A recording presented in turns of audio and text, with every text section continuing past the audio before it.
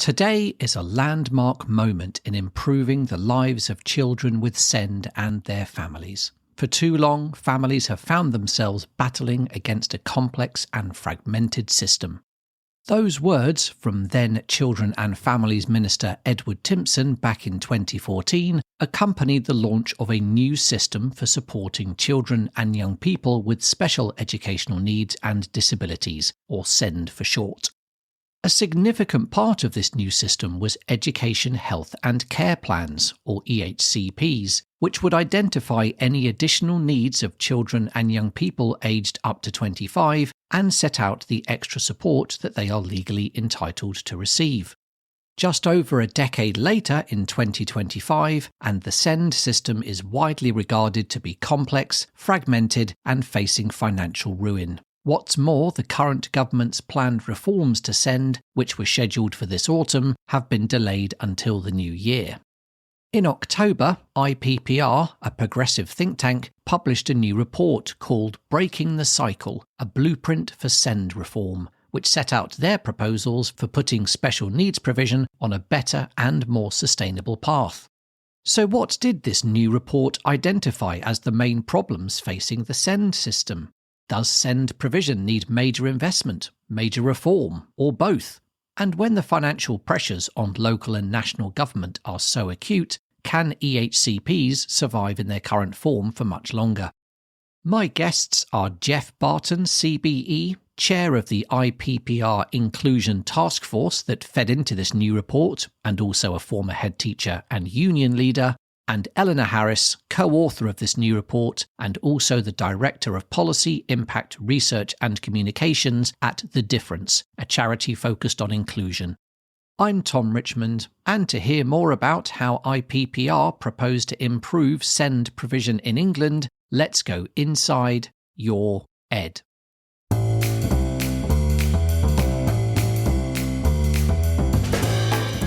Welcome to Inside Your Ed, the podcast that looks inside the latest stories from across the education system in England, including primary and secondary schools, colleges, universities, and apprenticeships. You can listen to all our past episodes, subscribe to future episodes, and get in touch by visiting insideyoured.com.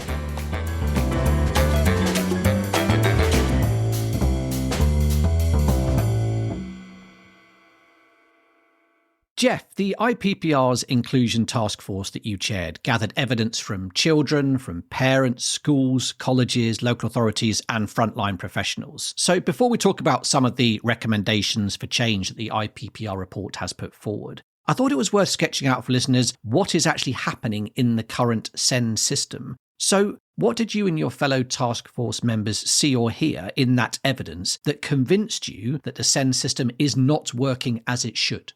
Well, what we did, Tom, was we put together this grandly named task force. And the idea of that was not to essentially do loads and loads of research, because loads and loads of people have done loads and loads of research through the years. What we were doing was referencing some of that research. And we did that in a number of ways. We had evidence which was brought into the group itself, and that group represented parents, it represented school and college leaders, it represented people in the policy world, etc., etc. We reflected on that, but we also convened two other things. We did a series of specialist groups. So, for example, we brought together people who represent parents. We brought together people who represent local authorities. We brought together people who represent funding streams. So the Institute for Fiscal Studies, for example. So that what we were doing was simply having a conversation with them to try and illuminate stuff. And then we also did, I think it was around 30 podcast conversations, all of which was designed to take something which unhelpfully is called SEND. And the more you think about this word SEND, as Mel Ainscough, who's the kind of global expert on this, says, send them where? You know, it's got built into it this idea that children, the most vulnerable children, are not going to belong in their communities. And so what we wanted to do is to say, what does inclusion actually mean? Why should it matter to you as a taxpayer, as a parent who hasn't got a child with a diagnosis, etc.? This is about how we educate our children and young people. So the evidence base was referencing lots of people who've written lots of things. But I think this was more about telling a different story and saying, what is it the state should be trying to do on behalf of those children and young people? And we did that at pace in order to basically serve up to a government which I think it's fair to say might wobble around reforms, because it's got a bit of a track record for doing that, and say, look, what we're suggesting is there are some principles here, and those principles have got buy-in, probably more buy-in than you might have realised. So that was essentially what we did. And for me, my only role in this really is to be storyteller in chief. Why does this matter? And how could we actually create an education system which is working for more children and younger people? So you can see my long-winded answer is saying we weren't doing any original research here. We were looking at what the research evidence base is out there, considering it with people who understand it, sometimes disputed it, but nevertheless, we use that as the starting point in order to serve up principles which we hope will inform the implementation of a white paper in the new year. Okay, thank you, Jeff. So that's the starting point that you were aiming to set in place. Ellie, I suppose the obvious question when people hear about words such as crisis and broken is, how did we get here? How have we ended up with a SEND system that is obviously trying to improve the lives of children and families, but it appears to be doing the opposite in too many cases? So what did your new IPPR report find were the main factors that explained why the SEND system doesn't seem to be working at present? What's going on? That was one of the main questions we wanted to look into as part of the Inclusion Task Force work, not just rehashing that the system is broken, it doesn't work, it's making everyone upset, teachers don't like it, parents struggle with it, children have poor outcomes, but try and get to a bit of that root cause analysis of how we've ended up here. And I think the first thing and most important thing to say is that this is not the fault of any one person in the system. This is not the fault of local authorities or of schools or of nurseries and colleges. It's definitely not the fault of families or the children themselves. This is a system failure. And I think how we've got there is because we've shifted where we meet children's needs.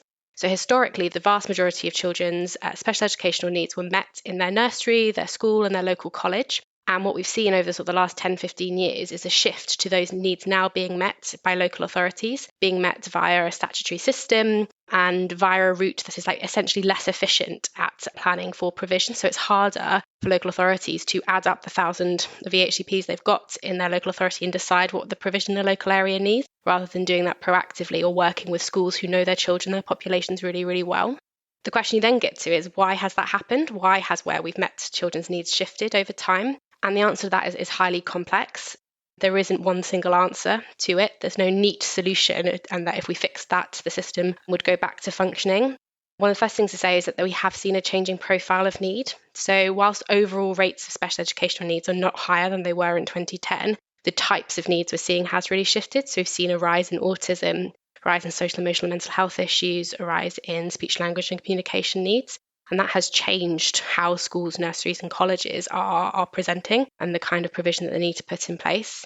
We've also, at the same time as those needs have changed, seen a massive reduction in early intervention, the erosion of Sure Start centres, of other children and young people's services. That means that needs that might have been spotted in a Short Start centre or in a nursery school and put some provision in place around language development are now escalating until schools are saying, hey, we can't cope with this anymore and we need to go and talk to the local authority about putting something additional in place.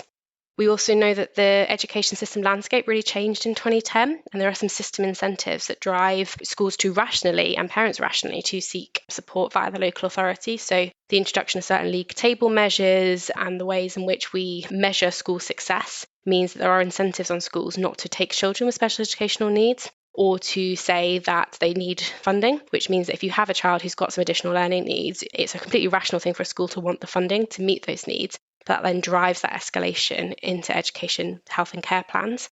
And unless we sort of address all of those root causes, we aren't going to see a big shift in how the SEND system functions. Okay, so certainly not one single factor we need to look at, but multiple and quite significant factors combining together to make the system very, very different from how it used to be and lead to what your report described as, quote, the systemic nature of this failure. In fact, the problems are so deep-rooted that the report said, quote, iterative, incremental reform of the existing system is not an option. When hearing reports of, say, long waiting lists or more complex needs among children and young people, I can imagine that some listeners might be looking at what they're seeing in media reports and conclude that at least part of the solution here is just to invest more money in the SEND system to deal with these growing burdens. It's certainly how the government is trying to reduce hospital waiting lists in the NHS more broadly. It's simply pumping in much more cash. So it doesn't seem outlandish to consider a similar approach to fixing the SEND system.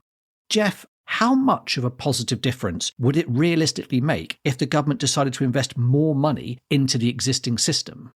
So one of the interesting things, Tom, about stepping into this world for me was seeing how snarky it is, how there are conspiracy theories endlessly swirling around. So there are some people who are saying this is purely about reducing the amount that the state is spending on those children, right? There are other people saying this is all about getting rid of education healthcare plans. Other people saying this is about, the end of local authorities having responsibilities for things. I think what we have said is you could justify spending more money perhaps if the current system was working well enough for enough young people. And if you could prove that putting more money in would make it work for more young people, we're simply not convinced that that is the case. And therefore, the starting point is actually not to say this is about money.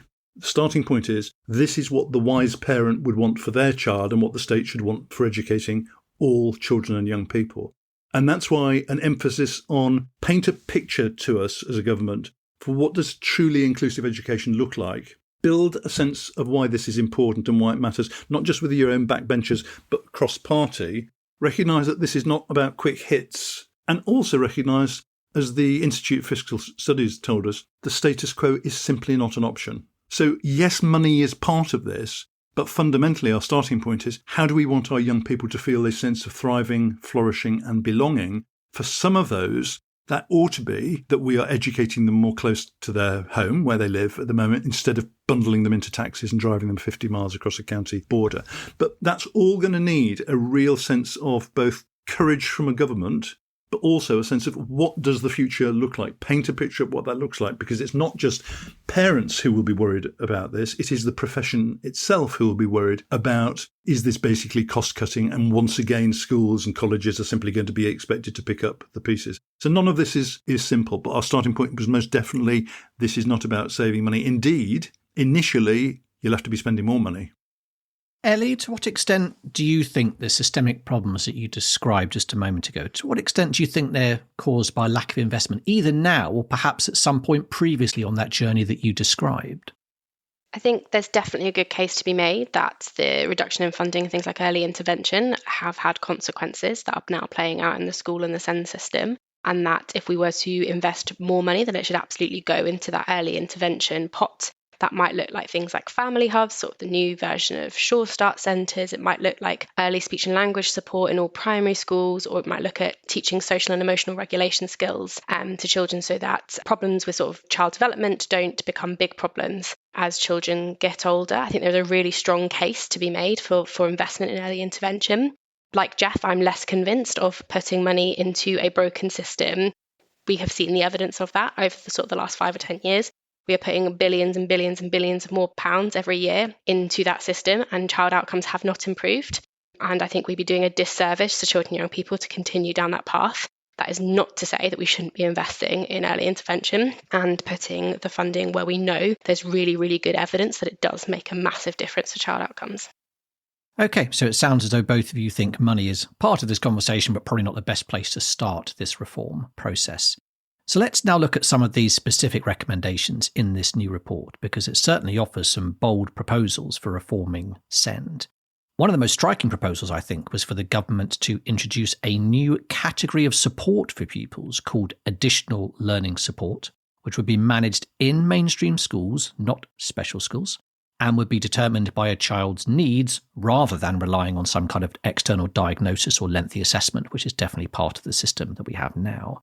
The idea is that additional learning support should be, quote, evidence-based, responsive and flexible so that it supports children as their needs change. And it would also have a route to redress, presumably for any parents that did not feel their child was getting the right support.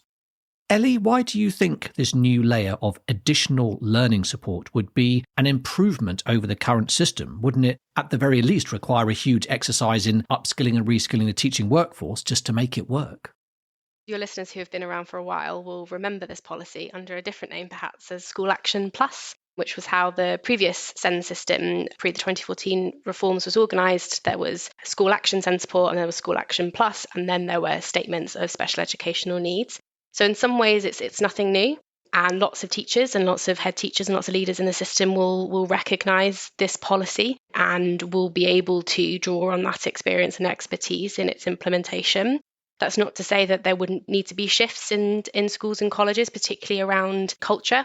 When I spoke to parents as part of the Inclusion Task Force work, I asked them what it was that special schools offered their children that their mainstream school hadn't. And one of the most compelling and depressing things was they made my child feel like they belonged. They didn't make my child feel like they were a burden.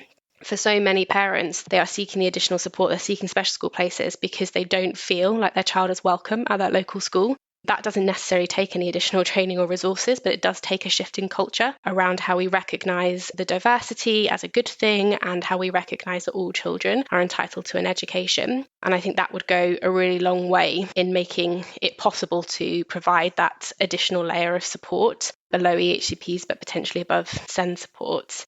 And I think lots of the very best schools already do this. They already have some versions of sort of individual plans, or they work with their local authority to think about what provision they can source in. They might even have a relationship with their local special school or alternative provision school and do upskilling with their teachers or short respite places and things like that. So I think the very best inclusive schools are already doing a model of this, and there's a lot to be learned from them. Jeff, we've just heard Ellie describe why this additional learning support layer might not actually be that new in some respects, but we've just seen the publication of the Curriculum and Assessment Review, which talked explicitly about evolution, not revolution, because they were very concerned about the capacity within schools for big changes at the moment, given how many demands there are on teachers and leaders. So what do you think about this idea of introducing another layer of support into a SEND system to maybe try and deliver things like early intervention, even if it is going to put more pressure, perhaps in the short term, on teachers and leaders? I mean, I think what the Curriculum and Assessment Review did quite rightly is it started from the point of view of this is going to lead to a new national curriculum. And the challenge is, how do we make that curriculum work for as many children and young people as possible? And the way you do that is through teaching them, through expert teaching. I think Ellie's absolutely right. There are some extraordinary schools and trusts absolutely doing that. Their voices don't necessarily cut through. And what we tend to hear about are those which take a more draconian view that if you aren't prepared to learn in the way that I'm telling you as the teacher you should learn, or if you're not prepared to walk down a silent corridor or whatever it might be, then you somehow don't belong here. And I think this is a case of us making a very strong sense that young people should feel a sense of belonging. Now, if that means that we need to put more effort into the way in which we're training our teachers, what does expert teaching look like and what can we learn from those people who are doing that kind of thing? And I use the phrase expert teaching rather than adaptive teaching just because it feels to me less jargonistic. But what does that mean? And how much training do teachers get in any of this at the moment?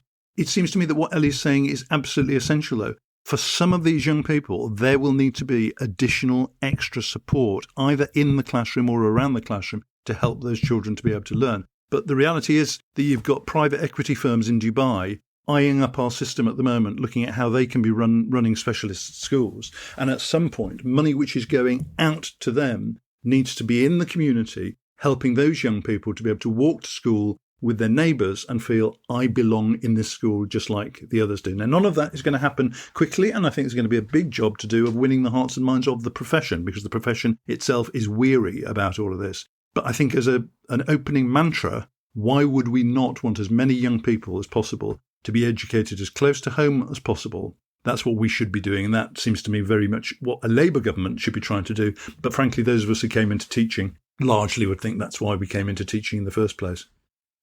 Well, another part of this mantra that the report put forward, which I thought was very interesting, was around the idea that inclusion should be a core part of school improvement and accountability for all schools. The report noted, quote, the reforms to inspection practice and performance tables should give greater weight to how well schools work individually and in partnership routinely to include and support pupils with additional needs.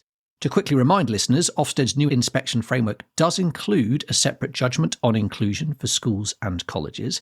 But as we discussed a few episodes ago on this podcast, there are genuine concerns about inclusion becoming something of a tick box exercise if we start judging inclusion as a separate thing from everything else. Jeff, you've spent many years as a head teacher and a union leader grappling with the school accountability system. Do you think that steps like Ofsted paying more attention to inclusion is the right way forward in order to deliver that ambition that you set out? Yeah, I mean, you'll remember, Tom, because I used to wheel this line out all the time, that if your answer to any question is Ofsted, you're probably asking the wrong question, right? My view is that with the new framework, which is being tried and tested by volunteer schools at the moment, the fact that the word inclusion even appears is helpful because it puts it onto the mind of governors and head teachers and everybody else. The question is whether the version of inclusion that Ofsted takes is the version of inclusion that we take.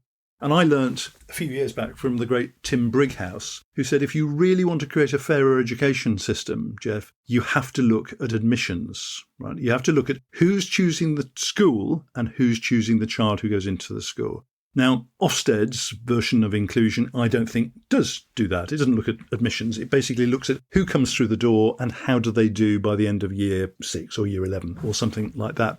That's not quite the same as what we're saying in our report.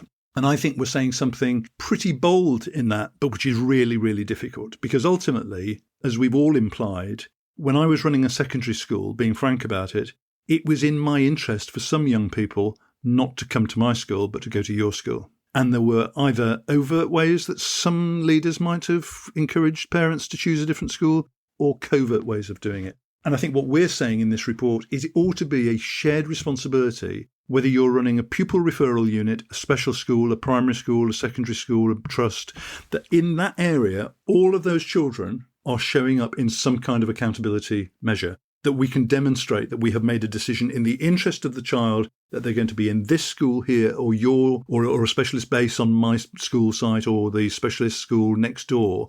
That, I think, starts to move you into territory where inclusion moves away from just being rhetorical and starts to become an actual thing in the interest of the child. Now, it's much more difficult to do, but we do know other countries which are doing that. Again, Mel Ensko is very helpful in talking about, for example, Portugal, where it is absolutely in the interests of that community that their children are going to be educated somewhere within that community. And I think that's a noble ambition, and it's really underpinning what we're saying in our report. Ellie, your report's desire to see inclusion given greater prominence is very laudable, but at the same time, you've already mentioned some of the pressures that school league tables, these performance tables, can place on schools. And as Jeff has described, it can push some behaviours that we're not necessarily very comfortable with as a system. So are you worried at all about any unintended consequences if we try and push the accountability system even further into the inclusion debate in terms of whether the special needs system ends up better or worse off? That's a great point and something we're really aware of. Inclusion being brought into Ofsted, I think, is a positive overall move and a good first step. I think there is a way to go to make sure that Ofsted understands what good inclusive practice looks like and that there is consensus in the sector on what that means, which I don't think exists currently. And like you said, that could drive perverse incentives. The other thing to think about is that not all accountability has to be hard accountability. Not everything has to be in league tables. And I think that is definitely the perspective I come at this from, which is, inclusion is measurable and it should be treated with the same rigour as teaching or learning. You wouldn't in a school put forward a new maths provision or an English catch-up session and not look at whether maths or English improved. In the same way, we shouldn't be trying things to be inclusive and not measuring whether or not child outcomes improves or suspensions goes down or children with identified special educational needs feel like they belong. And that sort of approach to accountability, the idea that inclusion is measurable, the idea that schools should collect data on it and they should be reflective of their practice and they should ask their colleagues down the road what they're doing and they should have that professional curiosity, I think is missing and I don't think would lead to the sort of perverse incentives we've talked about in terms of league tables. And I think the reason that's not necessarily natural in policy making and in schools is because for a long time inclusion has been seen as this fluffy, undefinable thing where we don't really know what it is and we couldn't possibly measure it. So we wouldn't know how to say whether or not schools had gotten better or worse at it. But I think schools all over the countries are disproving that every single day. I work with schools at the difference where we talk about looking at your data and seeing what it tells you and having that professional curiosity. One of the schools we worked with identified that suspensions went up on a Monday for a specific group of children and young people. And when they interrogated who those children and young people were, those were the children who they had safeguarding concerns about, who perhaps had been not fed very well over the weekend, might have witnessed domestic violence or substance misuse in the home. And the reason that their suspensions are spiking on a Monday was because those kids weren't safe and well over the weekend and hadn't come into school with the same emotional regulation that other children had. So they introduced soft starts to those children. They were met by a trusted adult. They all got breakfast. They knew that somebody was looking out for them, and the suspensions for that group of children reduced. And that is just one example of the way that you can use accountability in quote unquote way to improve practice, but it absolutely does not have to be Ofsted and it does not have to be league tables, but it is about taking a data-informed approach to inclusion. It's a fascinating example. Thank you.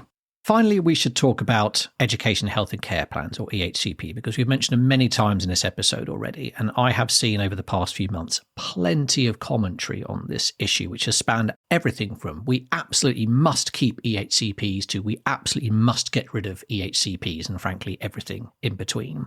But as Jeff mentioned earlier, some of the figures around the financial implications of the current system are quite startling. The Institute for Fiscal Studies recently estimated that spending on high needs pupils, as they're described in the language, will rise to £15 billion a year by 2029.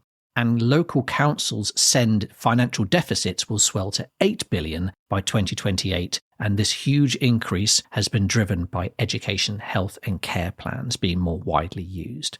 Interestingly, though, the new IPPR report seemed to want to keep EHCPs, at least for now. The report talks about introducing new specialist plans for children with complex needs at some point in the future, but without necessarily pulling away EHCPs for those who already have them.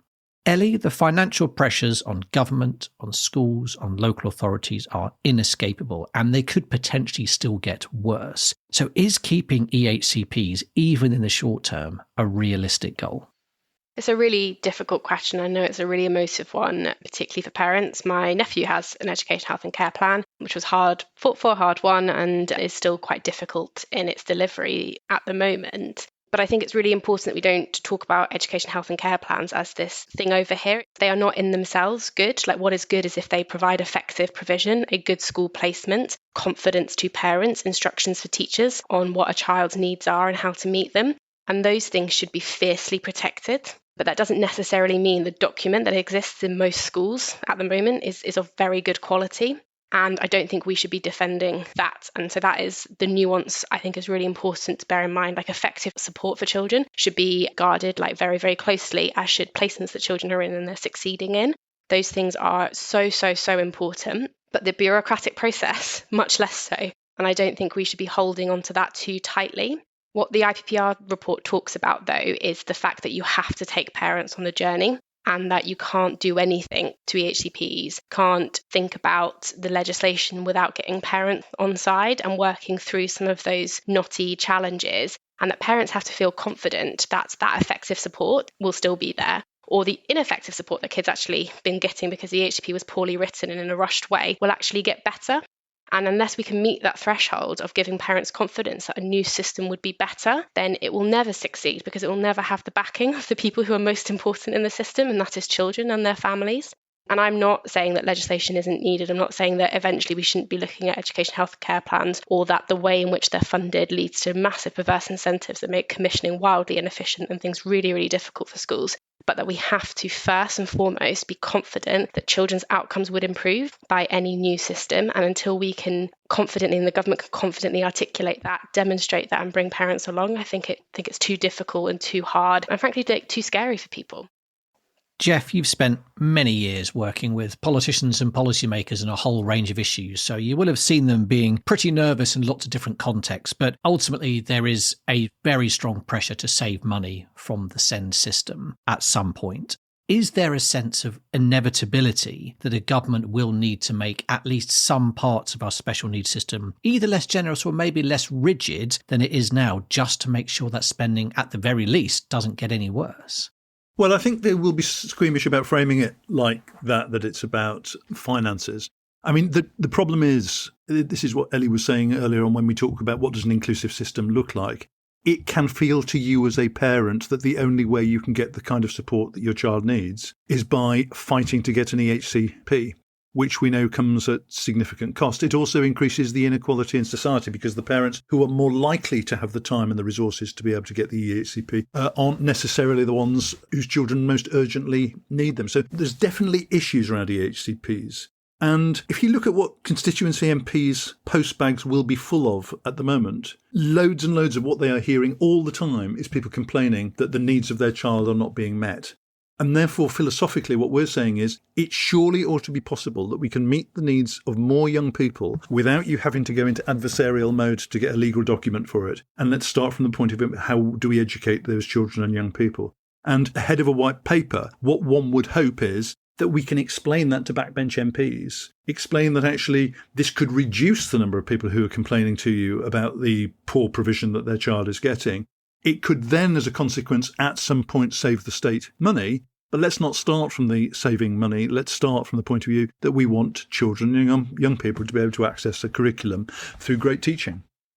OK, we are approaching the end of this episode, so it's time for one last question. The government has chosen to delay their school's white paper, which will include reforms to the SEND system, until the new year. I don't think anyone wants the government to rush out a poorly conceived set of reforms, so most people I've seen talking about this issue are broadly comfortable with a short delay, but that delay does not diminish the scale of the challenge facing ministers. So my question is, when the white paper arrives early next year, what will you be looking for in that white paper to judge whether any SEND reforms will deliver the change that you think is needed? Ellie, what will be your test for whether the reforms will change the SEND system for the better? So the thing to know about me is that I wrote parts of the last two government command papers, so the Green Paper and the Improvement Plan, for which I hope nobody listening holds against me. When you're a civil servant, you do all sorts of things that are required of you. But that means I am acutely aware of how it feels in government right now and how desperate they are to do something positive and to say something that will transform outcomes for children and young people, and that the constraints they're working with, the financial ones, the constraints of politics, of policy making. And so I have my utmost sympathy for the teams working on it because it's a really, really hard job. But that all being said, the thing I'm most worried about is that they end up just bottling it and they don't do anything bold at all on special educational needs reform. And instead, what we get is another version of the Green Paper and the Improvement Plan, where we say tinkering around the edges will solve the problem and we kick the can down the road. That's the thing I'm most worried about. Assuming they don't bottle it and they do something bold, then I'm really looking for there to be the piece on culture and acknowledging that some of the culture in schools currently isn't inclusive and that could be made better. And particularly, like Jeff, thinking about what goes on around admissions. So we know that children with special educational needs are not evenly distributed in the system. Some schools are more inclusive and then become magnet schools. Some schools exclude lots of children who have special educational needs, and I think tackling that will be a really key factor in getting the incentives in the system right. And just two quick comments from me, Tom, if that's all right, just on the back of that. I think, first of all, the postponement of the white paper is probably a good thing. So I'm actually not neutral about it. I actually think it's helpful. And the reason it's helpful is this is really tough stuff. And we need to win the arguments and explain what does this look like, build a kind of consensus. And I would be trying to build a cross-party consensus on all of this so that actually Parliament says we could do better on behalf of children and young people. And then secondly, in response to your question, how will we know whether the government is doing the right things? Well, we surprised people, I think, in producing a report which had 5 core principles recommending to the government, if you want to deliver, here are the 5 things you do. And it starts from the point of view of painting the picture of what an inclusive education system looks like. It gives a commitment to early interventions for those young people. So you're starting sooner on all of that. You're building the capacity of the workforce, not just the teachers, but the other people who would be supporting as well. You look at how you incentivize inclusion, the accountability stuff we were just talking about there. And we also, in our final point, said there is a route to reform for all of this. And I think a sense of what's the scale and what's the time scale for all of this, this feels to me like it is a 2-term parliamentary thing, right? All the more reason you're going to need to build consensus. I think there will be something very, very reassuring about this. And going back to my opening point, with all of those swirling conspiracy theories, if we're able to say this isn't about ripping EHCPs away from children, this isn't just about spending less money, this is about something fundamentally more important, but it's going to take time with the profession, time working with parents and taking them on the journey, and doing this on behalf of children and young people. Thank you, Jeff. And that brings us to the end of this episode. My thanks to Ellie and Jeff for sharing their thoughts on the problems facing the SEND system in England and whether this new IPPR report can help us solve them. If you enjoyed this episode, then please do share it with others and leave a good rating wherever you get your podcasts. And don't forget to hit subscribe to make sure you join me when I next go inside your ed. Bye-bye for now.